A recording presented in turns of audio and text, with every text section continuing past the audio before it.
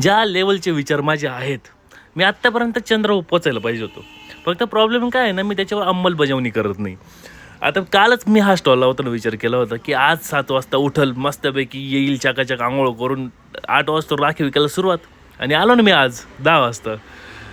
10 वाजेपर्यंत मस्तपैकी ढुंगांवरती करून पडलेलो होतो. आलो, त्याच्यानंतर राख्या लावतोच, म्हणजे लावताच कस्टमर यायला सुरुवात झाली. एक कस्टमर आलं होतं, हे दादा आले होते चांदोडवरून स्पेशल चार्जर घेण्यासाठी. आणि त्यानंतर थोडेफार कस्टमर आले, पण आज कस्टमरची संख्या थोडीशी कमीच होती. आणि जेव्हा पण कस्टमर नसतं ना, तेव्हा थोडंसं मूड ऑफ राहतो दुकानात थांबण्यासाठी. पण तेवढ्यात ह्या ताई आल्या, यांनी मस्त हार, ब्रेसलेट, बेल्ट वगैरे बनवलेले आहेत.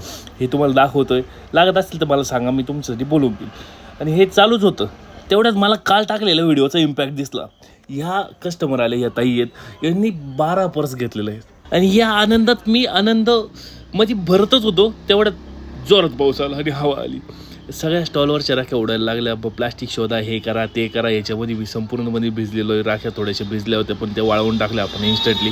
आणि त्यानंतर फार महान पुरुषांनी सांगितलंय की पहिले आहे ना, जे करायचं ते करा आणि मग त्याला सुंदर बनवत बसा.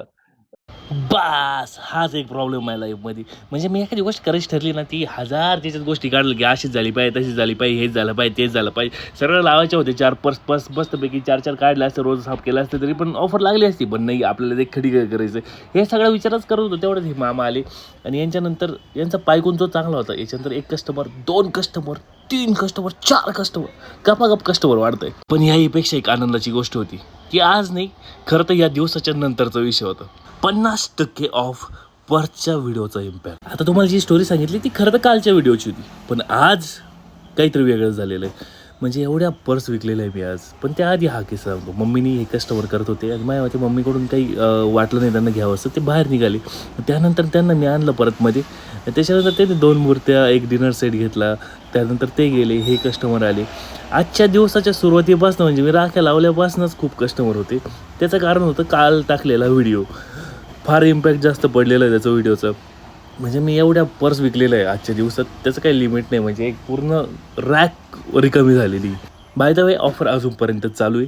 तुम्ही अजूनही येऊ शकता. 28 तारखेपर्यंत ऑफर आहे. एक पर्सनल मनातली गोष्ट सांगतोय, ऑफ द टॉपिक जाऊ. I hate daily blogs. पण आज जो डेली ब्लॉगमुळे इम्पॅक्ट पडलेला आहे पर्स विकण्यावर, त्याच्यानंतर मी डेली ब्लॉग्स करेल असं मला वाटतंय. आणि तेवढ्यात ही गाडी फिट करून साईडला ठेवलीच होती, तर एक कस्टमर आलं आणि डायरेक्ट त्यांनी कॉल लावला, मला न विचारता. गाडी कितीची, काय, काहीच नाही. डायरेक्ट त्याच्या वडिलांना फोन लावला, पैसे टाकले, गाडी घेऊन गायब.